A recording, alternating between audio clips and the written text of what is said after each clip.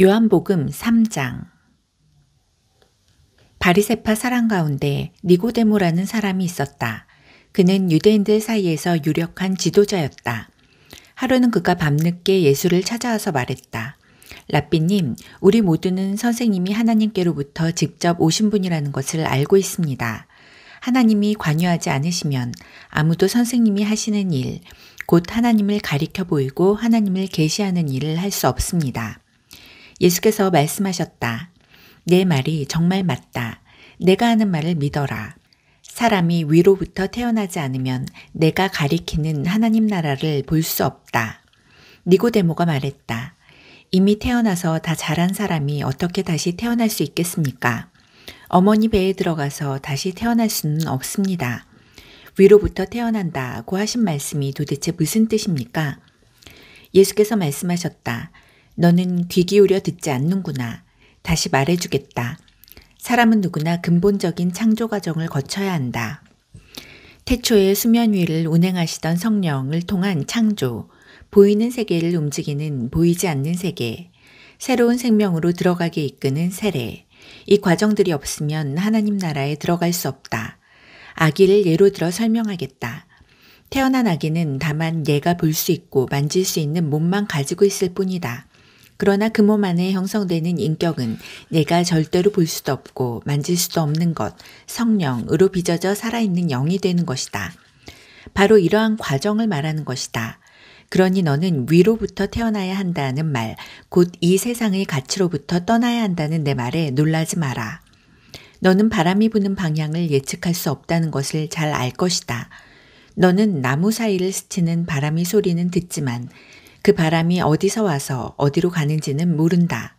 하나님의 바람, 곧 하나님의 영을 힘입어 위로부터 태어난 사람도 다 그와 같다. 니고데모가 물었다. 그 말이 무슨 뜻입니까? 어떻게 그런 일이 일어날 수 있습니까? 예수께서 대답하셨다. 너는 이스라엘의 존경받는 선생이면서 이런 기본적인 것도 모르느냐? 잘 들어라. 진리를 있는 그대로 일러주겠다. 나는 경험으로 아는 것만 말한다. 나는 내 두 눈으로 본 것만 증언한다. 얻어들은 말이나 전해 들은 말은 하나도 없다. 그러나 너는 증거를 직면해서 받아들이기는커녕 이런저런 질문으로 꾸물거리고 있구나. 손바닥 보듯 뻔한 사실을 말해도 내가 믿지 않는데 내가 보지 못하는 하나님의 일을 내가 말해봐야 무슨 소용이 있겠느냐. 하나님 앞에서 내려오니 곧 인자밖에는 아무도 하나님 앞으로 올라간 이가 없다. 모세가 광야에서 뱀을 들어 백성에게 보고 믿게 한 것과 마찬가지로 인자도 들려야 한다.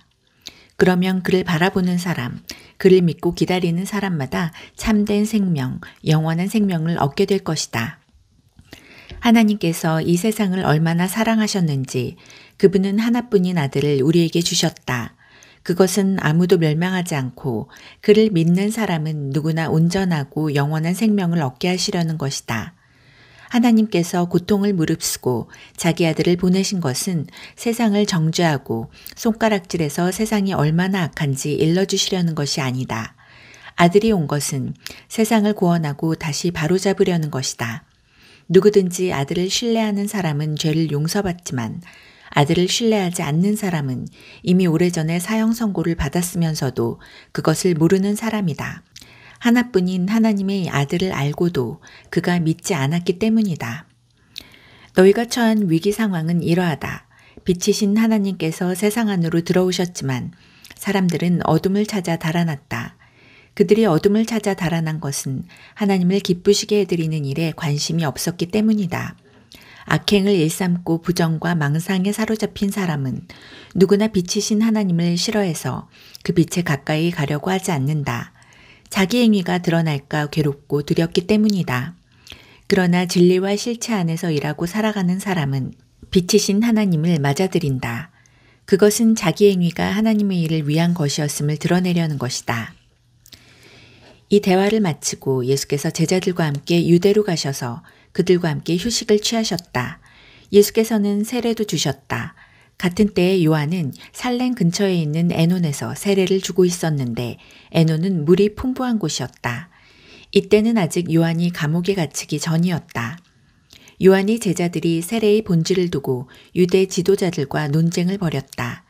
제자들이 요한에게 가서 말했다. 랍비님, 요단강 건너편에서 선생님과 함께 있던 분을 아시지요? 선생님께서 증언하고 인정해 주신 분 말입니다. 그분이 이제는 우리와 경쟁하고 있습니다. 그분도 세례를 주고 있는데 사람들이 우리에게로 오지 않고 다 그분에게로 갑니다. 요한이 대답했다. 사람이 하늘의 도움 없이는 성공할 수 없다. 나는 지금 영원한 성공을 말하는 것이다. 나는 메시아가 아니다. 나는 그분보다 앞서 보냄받아서 그분을 준비하는 사람에 불과하다. 내가 이것을 공개적으로 말할 때에 너희도 그 자리에 나와 함께 있었다. 신부를 얻는 이는 당연히 신랑이다. 그리고 들러리가 되어 신랑 곁에서 그가 하는 말을 모두 듣는 신랑의 친구는 참으로 행복하다. 내가 바로 그 사람이다. 이제 결혼식이 끝나고 행복한 결혼 생활이 시작될 것을 잘 아는 신랑의 친구가 어떻게 질투할 수 있겠느냐.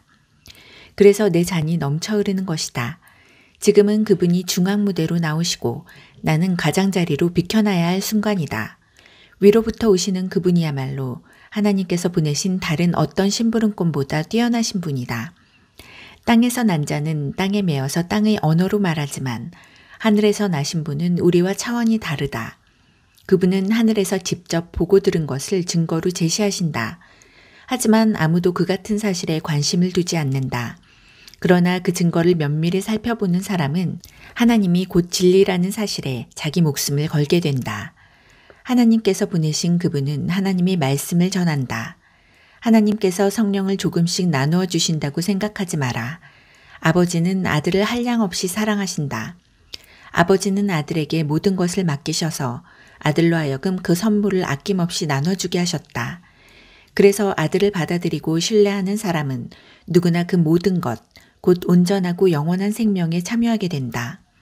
어둠 속에 있어 아들을 신뢰하지 않고 외면하는 사람이 생명을 보지 못하는 것도 그 때문이다.